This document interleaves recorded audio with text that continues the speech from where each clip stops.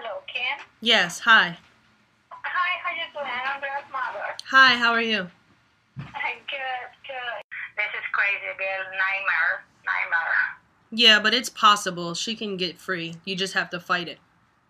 Yeah, I know. It's just like, the time I feel so bad, but for her and her baby, and, because it's not fair. It's not fair what they're doing to her, and it was crazy. Even in the court, the process, it was like 4 prosecutors just for her. Like she's a terrorist. What is that? It's crazy. What they're doing to her is too much. She's only 22 years old, What's up, world? This your girl Kim Woo here on the phone with Katt Stackz. Everybody knows her as Katt Stackz. But tell us, remind everybody where you're calling from. I'm calling from LaSalle Detention Facility in Jana, Louisiana. Okay, and how old are you now? I'm 22. Okay, and how did you get detained? Did you turn yourself in, or were you in a traffic stop, or how did they get a hold of you in the first place? Well, I was going to court outside for immigration issues, and in one of my court dates, they switched it to about 2 or 3 days earlier without notifying me or the lawyer. So the judge, she just put that I didn't show up, and she put a warrant out for my deportation. So then I had to pay the lawyer to reopen the case again to tell him that we were never notified of the change of court date. So while it was in the process of reopening the case, that takes up to like 30 days. So when I was in Nashville, instead of taking my ID, I took my passport.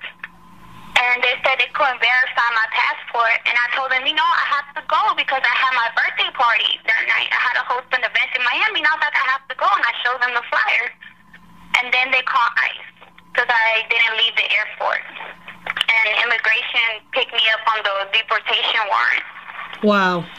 And then because they have a immigration facility in Nashville, so they put me in a county jail.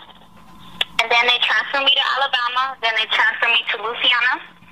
And my case was opened again in Miami. And Louisiana wouldn't transfer me to Miami. They said I had to stay here, no matter what the judge or the officer said in Miami.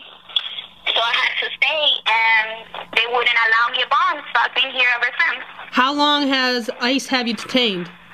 Since November 5th of 2010. Wow.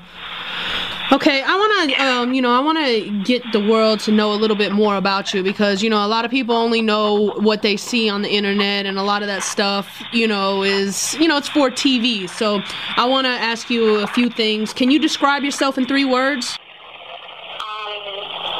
Fun, I'm sweet, and I'm caring. Okay. In person. Okay. The public can be pretty mean, and I have read things like you have a semen-stained soul and you're nothing but a groupie and et cetera, So, like, what are your true feelings when you hear stuff like that and you being referred to in such a nature? I just laugh at them because they don't really know me. They just know what the media portrays, what the entertainment was portrayed out there when I was outside. They don't know the real me in person, how I really am, that it's not just for show. Yeah. I just laugh. It doesn't faze me at all. People argue that like 2 years of detention won't really change you deep down of who you are, and your past is undeniably a troubled past. So a past like yours can only make you strong, but you admittedly attempted suicide on more than one occasion. So this isn't the type of role model anybody wants their child to have. And, it seems like men had control of you almost. So who's to say that when you come out, you won't do the same thing and let those bad things happen again?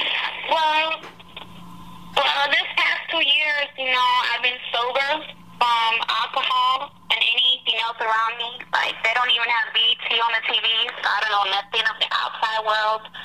I take medication now. I'm on medication. I take weekly therapy. And I go to Bible studies, and it's really been a good rehabilitation for me. The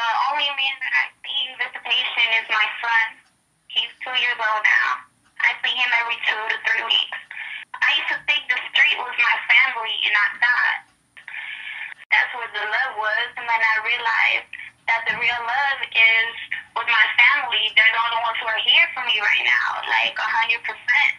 And it just made me realize a lot of things, and it settled me down, and it just made me like work on my past and move on. Because before I didn't work on past, I used to just wake up and drink a whole bottle of Hennessy or Patron, and that's how I dealt with it in my daily life.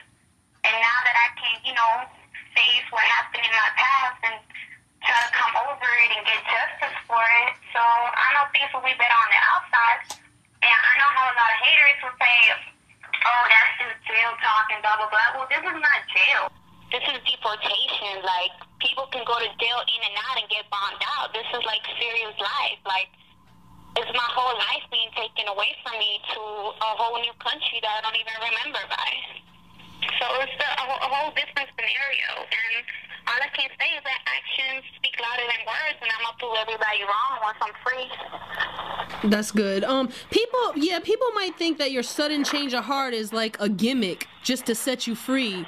But, I believe it's sincere growth, even not even knowing you. But being a woman put in the environment you were subjected to in such a young age, you just didn't know any better. And being removed from the scene and placed in solitude, in a sense, away from everything you knew must have had a serious effect on the way you think. But what is the most notable change you recognized in yourself? I actually didn't know myself before. I got to find out the real me in here without the weed and without the makeup and without the pimps and without the alcohol. And I realized that I'm still a good person inside, and I can't change my past, but I can make a better future for me, myself, my family, and, the young girls out there that write me daily, they'll send me letters daily. They're going through the same situations I used to go through, trying to come out of it. And, they come to me, somebody who understands them and can try to get out of the game. So they encourage me to become better. And I guess this is like a blessing in disguise, actually. Yeah, I would think it would be too, I think so too. So who do you think out in the outside world, who do you think honestly misses your physical presence the most? I'll say my son. Yeah. I saw the pictures. Excuse me? What'd you say? I said I saw the pictures of your son. He's so cute. Yeah. So, besides justice being served and, Venezuela being in the news just Thursday, I seen them in the news Thursday for random acts of violence and rebel attacks against the president's people. That was just Thursday. So, why do you think you should be let free? The laws are supposed to protect victims like me from all the underage stuff that happened, because all my charges when I was underage and I was under the influence of a pimp with evidence, I have evidence from missing children's report. I have evidence from the National Children's Exploitation Center that a detective signed for the judge, and he was taking my case when I was out there in the street. I have evidence from domestic violence and all this stuff.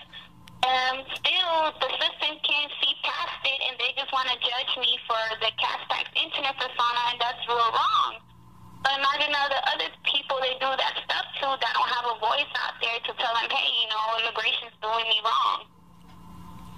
So when you're released, what do you plan on doing positive, considering you have such an undeniable strong following?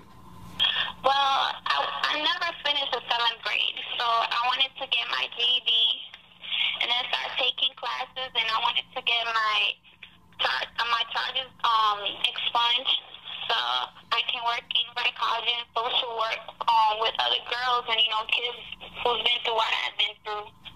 And I just wanted to, do positive projects. And so just everything just positive and settle down. None of that nonsense I did when I was, 20. Because that's when all the internet stuff came out, when I was 20.